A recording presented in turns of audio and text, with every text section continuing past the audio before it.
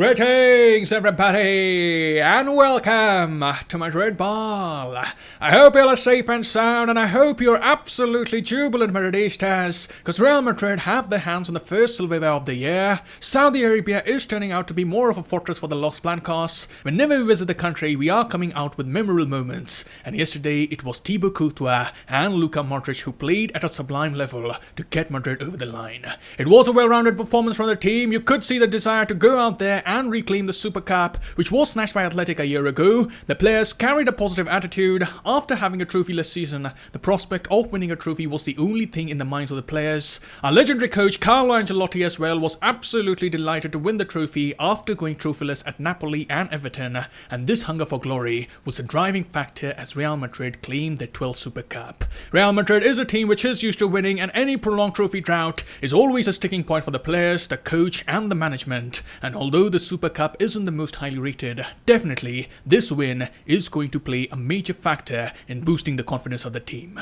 It will help the players to strengthen their self-belief, and with the crucial games coming down the lane, this win will surely help to bring a spring in the steps of the players. So in this video we'll do the post-match analysis of Real Madrid versus Athletic Bilbao. We'll talk about the important happenings of the game, and without further ado, let's get started. And having a look at the lineup, there was Courtois in goal. In the back four we had Militao, Alaba, Vasquez and Full-on Mendy. In the midfield we had Cruz, Casemiro and Modric, and in attack we had Benzema, Vinicius and Rodrigo. And before doing the analysis, let's quickly do the shout out. 3 of you were able to guess the correct scoreline, and since this is a trophy celebration video, I'm going to be extra generous with my shout out. So Mr. Anonymous, Mr. Marshall and Mr. King APP3I, I congratulate you all for being spot on with your scoreline prediction. Anyways, if you shared some thoughts on the starting 11, there were some doubts about Alaba being included in the side, and the doubts were primarily because Alaba had trained with the team with a bandage around his thigh, but Ancelotti went with his trusted centre-back pair. I didn't think that Alaba was 100% for the game, but even Alaba at 90% was good enough to make a difference. Real Madrid were much more comfortable in ball circulation, they looked more confident in building from the back, and as we saw in the initial minutes, Alaba had to make a very crucial lunging challenge to prevent Iñaki Williams from breaking away and challenge Courtois on goal.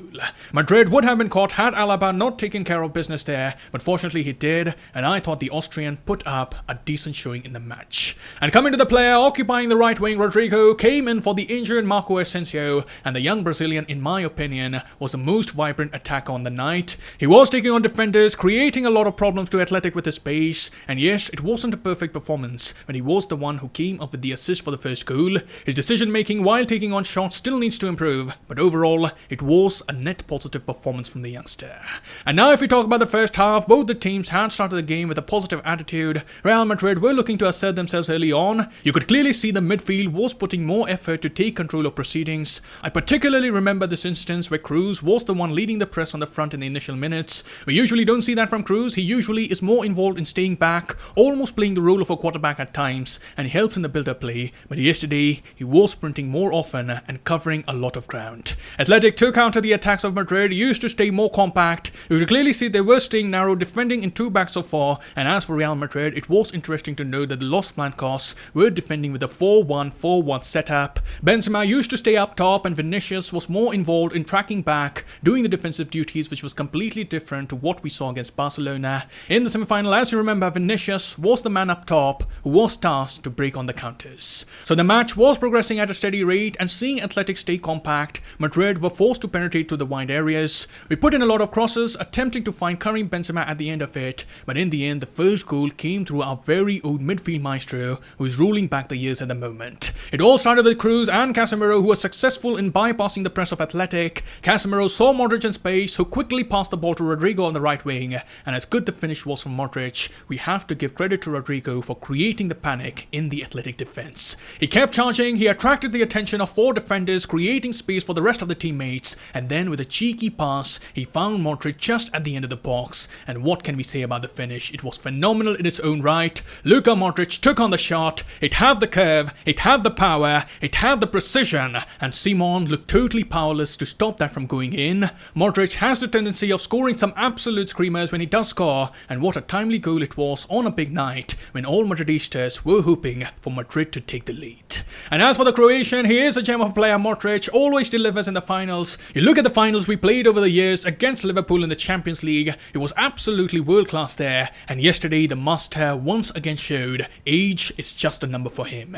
He's aging like fine wine, and we as fans also have to acknowledge that we are seeing something unique and something spectacular from the Croatian. Usually at Madrid there's no place for players above 35. Most of the players at this age are taking retirement, enjoying their life with their families, playing in lesser leagues, but that's not the case with Luka Modric. He's still bossing the midfield, he still has the ability to make some golden touches. He inflicted a jaw-dropping nutmeg on the Athletic man, he was doing the defensive work, he was taking care of the creative aspect of the game, and all we can do here is take off our hats to Luka Modric. As Mr. Perez stated after the match, Modric is playing at a Ballon d'Or level, and the performance that Modric is showing day in, day out makes it very difficult to argue against that.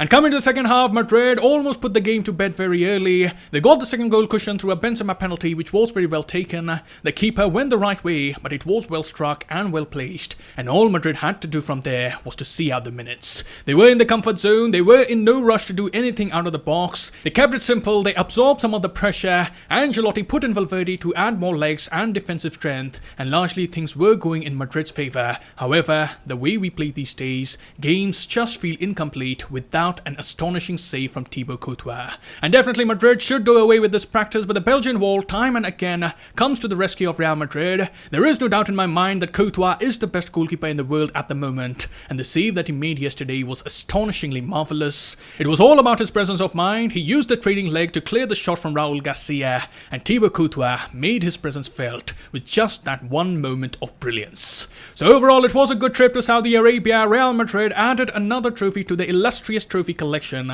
and hopefully this would be the first of many trophies we would be winning this year. We now turn our heads to Copa del Rey, and Ancelotti would have to face them without the availability of Eder Militao. As we saw, he got a red card, which in my opinion should have been a yellow, but as for the consequence of that card, Militao will be suspended for the game against Elche, and most probably Nacho would be called upon to carry out the defensive duties in the game. So those were my thoughts from the game, and let's conclude this video by hearing the thoughts of Carlo Ancelotti. The coach first assessed the performance of the team. As he said, we deserve to win the trophy based on the two games we've played here. Both games were different, but they were good games. We had to play differently in this game and played well for the first 70 minutes. We controlled the possession and defended very well. We dropped a bit deeper afterwards, but that could happen in a final. I'm very pleased, happy, and we'll carry on from here. Then the coach was asked what is the difference between the Real Madrid of 2022 and the team of 2014, and Ancelotti responded, there are two different periods, yet the thing that remains the same is the quality of the team. The foundations are pretty much the same. Cristiano isn't here now, but we've got Vinny and Rodrigo who are young and playing very well. We play a bit differently now than during my first stint here, but the level of pride is always high, and it is special to coach here. And lastly, the reporter asked Ancelotti if the team should be wary of being overconfident after the win, and Ancelotti said, I feel calmer now because I initially had my doubts about the quality of the defense, but everything worked out well, and as for the players, they have won a lot of trophies and they are still committed. When you win a lot, you think you're more handsome, you play the best football in the world, and the level of sacrifice drops a bit, but fortunately, the level of sacrifice from our players is very high. So those were the thoughts of the coach, and that concludes the post-match analysis of Real Madrid versus Athletic Bilbao. Do let me know what were your thoughts from the game, and what were the things that you analysed right in the comments below. I'll see you soon. Till then, take care, glory to Madrid, and as always, Ala Madrid.